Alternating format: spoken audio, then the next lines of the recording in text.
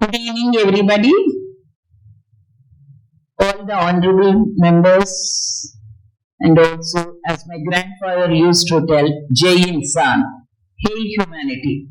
That's how we are all here on the dais and off the dais. And I'm really humbled to my gratitude to the members of Parliament who are able to take time, even though there's a lot of busy schedules. They are able to come over here, and thank you so much. And also, all the way, Chakrapani Garu and Sharvan K Giri flew to this occasion and to express their opinions about this.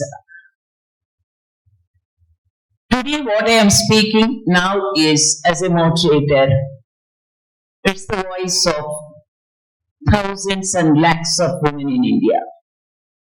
But I am here to represent all of them. Let me start with how the life of the woman.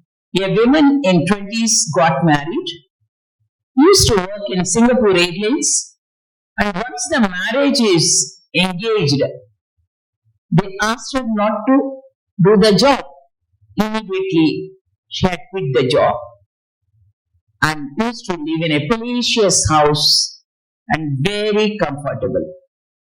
She had 7 pregnancies and now 3 daughters are alive and 4 abortions, as the child in the womb is a female.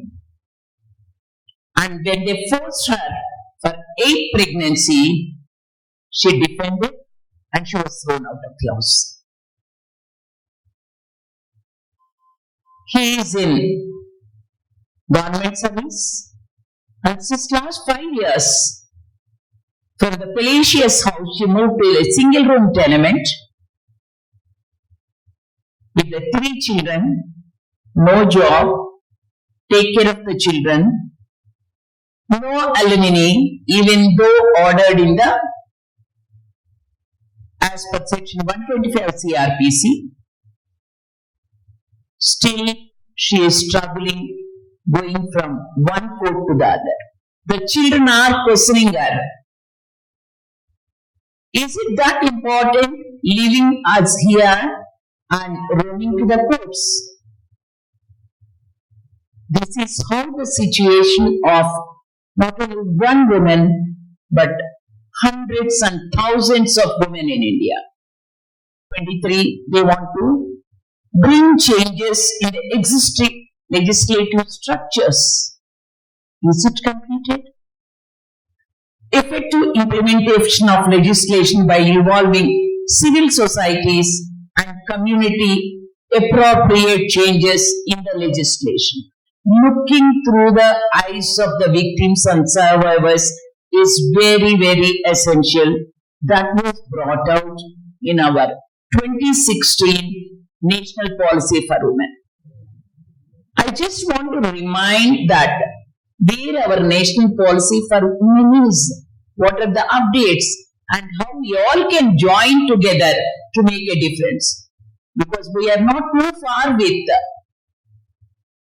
to attain SDG Sustainable Development Goals by 2030, and India is hosting G20, which is a prestigious thing for India, where the women are leading the G20 Secretariat and also chairing it. And regularization of the implementation is also discussed in the national policy. And widespread dissemination of legal rights and human rights.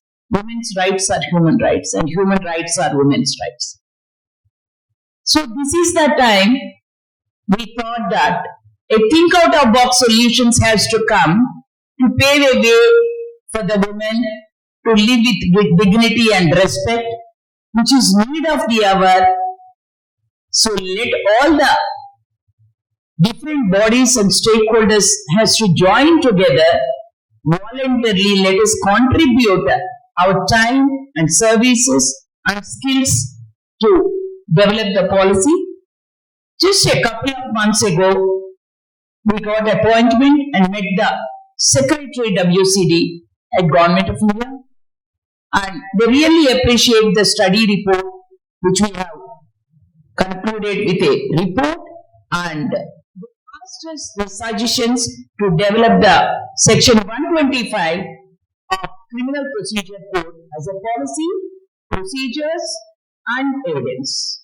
What we gave the idea may not be so welcoming for some of the sectors, but looking through the eyes of the survivors, that's what the policy we suggested. And we looked through the suggestions of the honorable members of parliament here, and also the advocate, and also the senior bureaucrat having lots of experience.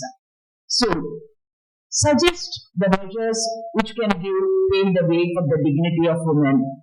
And I heartily thank Fauzia ma'am to spend her time here and come over here, and Vasavya Mahila Mandali is so much thankful to our Member of Parliament, Keerthi Srinivas Garu, who has initiated to design a private member's bill, and that itself is great. This shows that men are with women. When we send the invitations also, some of the comments which we got is, many men are on the panel. Why we have less women in the panel?